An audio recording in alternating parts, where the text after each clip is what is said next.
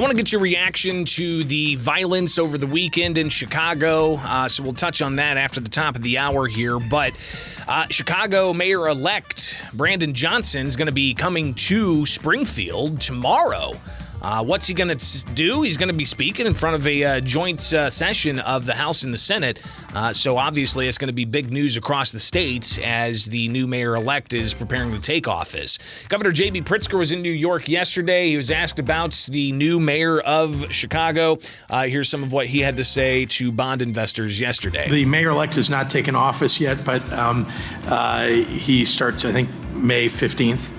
And I've had one meeting with him so far, and another one coming up later this week.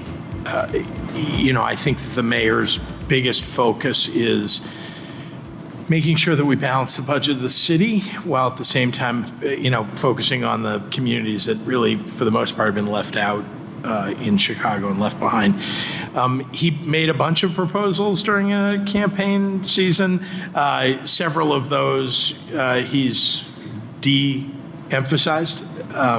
And so, you're down to just a few that I think are being debated, some of which are going to would require the legislature to give him the power to do those things.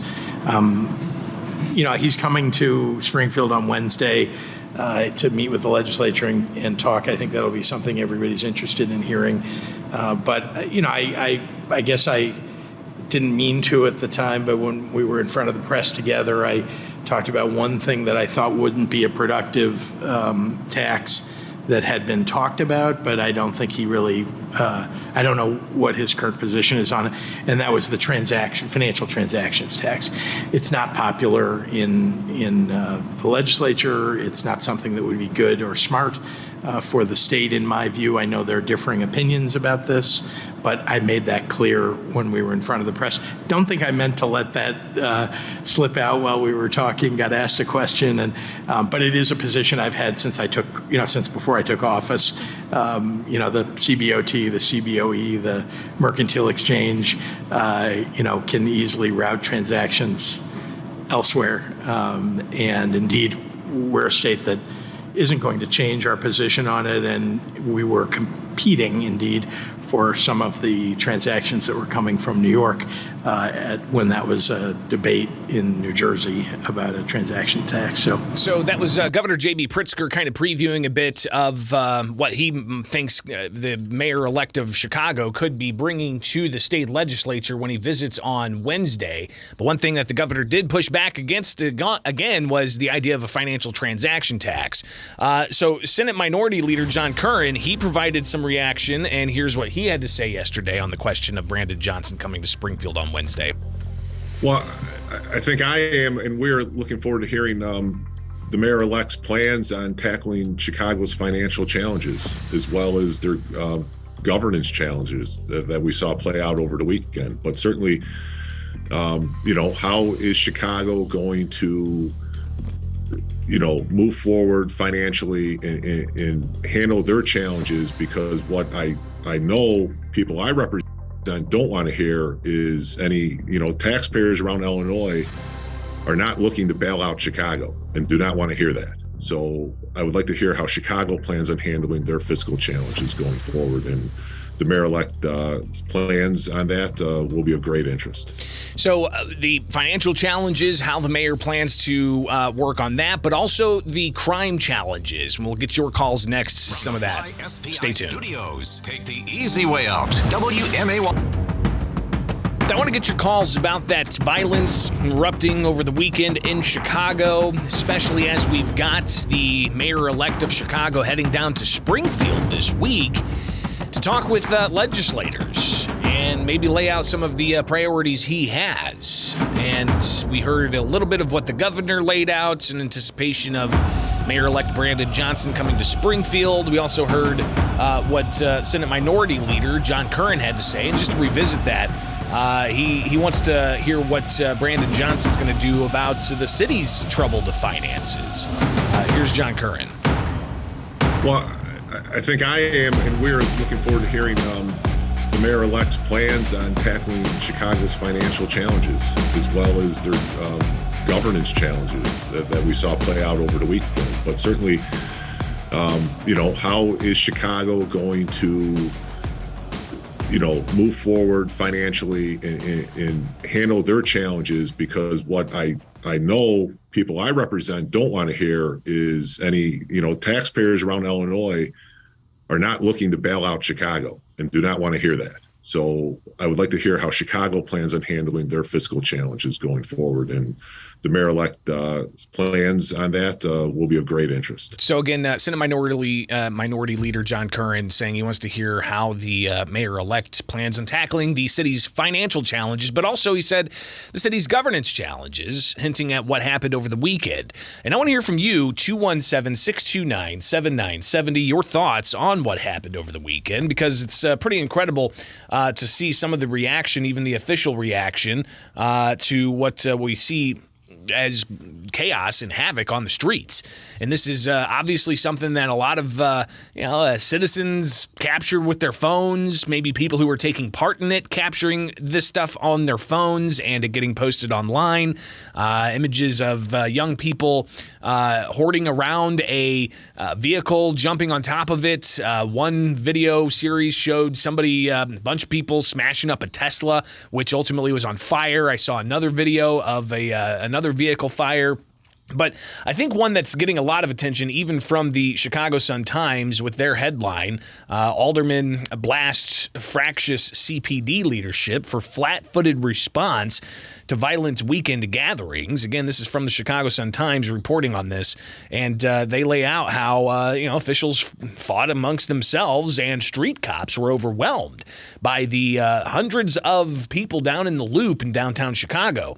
And it goes on to talk about some of the criticism that Alderman had, saying that the gatherings were fueled by social media and it devolved into 3 nights of mayhem because of a total breakdown in command of Chicago Police Department. Even more videos and photo images.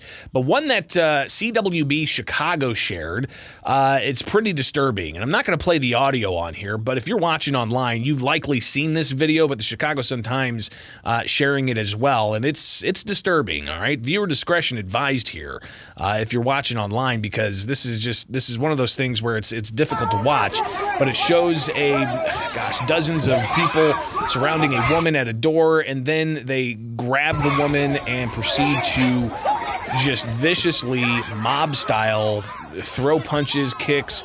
It shifts over, and you can see just more people jumping and kicking, and just an absolutely ugly situation.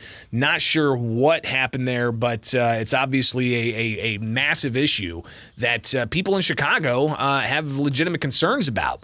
And not just people, but also businesses. You've got, Walmart that has closed a 4th store in Chicago.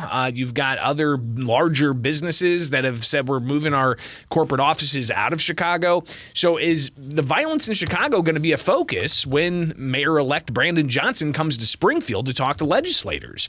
I want to hear from you, your thoughts on how to stem this violence. 217-629-7970.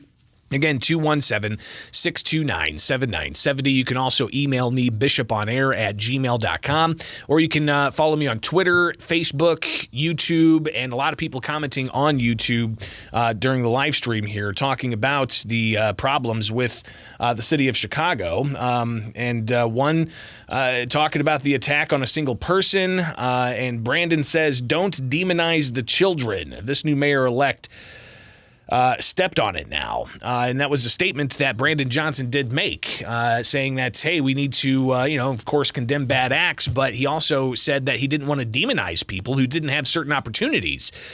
Why don't they have those opportunities? What are the policies in Chicago that are keeping people from having opportunities? I mean, think about it. When you've got stores that are being looted, when you've got violence that seems to be unchecked, because it's not just the violence over the weekend where 16 people were arrested and 3 teens were shot. You've also got the headlines of Chicago homicides in 2023. 143 people killed in Chicago streets. 143.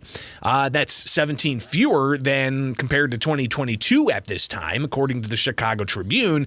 But 143 people killed. It's only April 18th now. How do we get control of this violence? Good morning. You're on WMAY. Yeah, good morning, Greg. Yeah, maybe I'm taking things to extreme here, but I think that, back in the probably late 70s, they started getting soft on crime with, how the people were treated in prison and such, what their sentences were, shorter sentences, easier lifestyle in prison. I think we need to bring back some violent crime, make some violent crime prisons to where we have these guys making small rocks out of big rocks with sledgehammers, and whenever somebody goes to visit them, they have the calluses or blisters on their hand, and they tell that person, whatever you do, don't do anything to come here. So you want more severe punishments, enhanced penalties for those who are convicted of violent crimes. Absolutely. That's the only way that you're going to solve this. If nobody, think about it when you were a kid.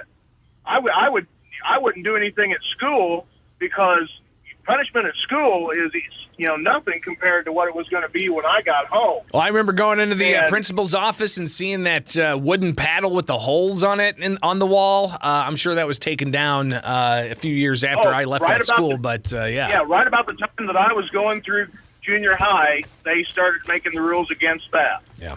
And so, everything else was just, okay, well, you have to stay in during recess. Well, big deal. You got after-school detention. Oh, you didn't show up for that? How about another day of after-school detention? Oh, you didn't show up for that one either? Okay, yeah. Right.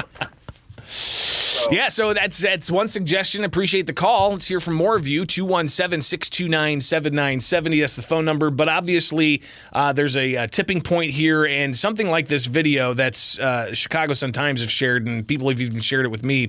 It's alarming. A group of young people brutally attacking a woman who's alone and just jumping her. And it's so disheartening and just makes you kind of sick to your stomach. But that's just one instance. And you've got to imagine that there's a ton of other instances that didn't make it on social media video. But obviously, this is a moment in time where there's going to have to be some reflection. And is it indeed how we shouldn't demonize young people who don't have opportunities? Well, then, what are those opportunities? Why has Chicago not offered those opportunities? Got a couple of calls coming in. We'll take them as they come in. 217-629-7970. Good morning. You're on WMAY. Go ahead. You're on the air. Good morning, Greg. I'm from Chicago. My name is Scott. I just wanted to call in regarding the situation, the violence in downtown. I feel that the youth need something more than what the city is offering, or we just have bad parenting. I mean, I think that's kind of what's going on here. Well, you also have schools that are just not performing, and they're getting, $30,000+ per student, but they're not reading or writing at grade level. Right, exactly. I think that you have a good point in that, and that makes definitely, the education system in the city here isn't the greatest. My son attends schools here, and in the area where I live, it's a real good area, the far northwest side of the city. So I think that he's gotten a good quality education through K through 8. He's graduating this year, but going to a military school next year in the city, actually, that's a naval academy. So very proud of him. And hopefully that'll make a good difference in his life and structure. Yeah, and I think those opportunities, though, that Mayor-elect Johnson's trying to highlight, they have to do some self-reflection in Chicago and really find out what are the proper types of opportunities. Because right now it doesn't seem to be they have any policies in place to keep this type of thing from festering and getting out of control. Good morning. You're on WMAY. Hey, I wanted to point out that there were no assault rifles used in any of these shootings over the weekend. They were all handguns. And they should probably enforce the laws on the books, wouldn't you say?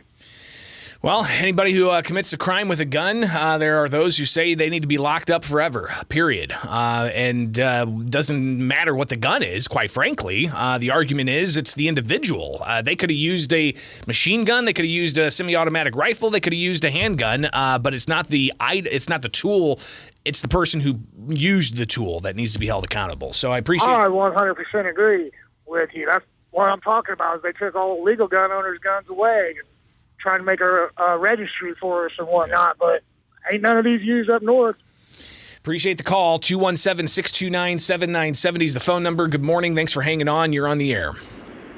Hey, good morning, Greg. Hey. Hey, I figured that our fearless leader of the Communist Party of Illinois had it figured out whenever we wasn't going to do the cash bail anymore, right? I mean, that helps, right? Him Well, not we having still a don't cash know the bail. outcome of that. That was supposed to go into effect January 1st, but because dozens of states' attorneys sued the state from implementing it, and a county judge said, no, this is unconstitutional, violates separation of powers, and violates the Constitution's Victims' Bill of Rights.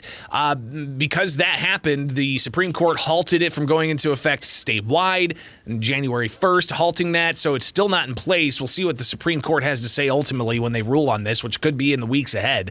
But yeah, this raises the question of whether that's going to be a good policy for Chicago or not.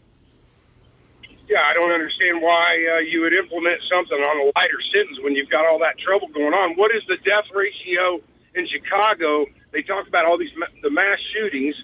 Well, I mean, deaths and mass shootings versus deaths in Chicago from violent crimes. I mean, and I think don't know about what a that mass is, shooting but- is defined as. A mass shooting is defined as, like 4 or more that are shot. And you see that happen in regularity with gang violence in Chicago. But it doesn't make the headlines on national news as, say, a school getting shot up.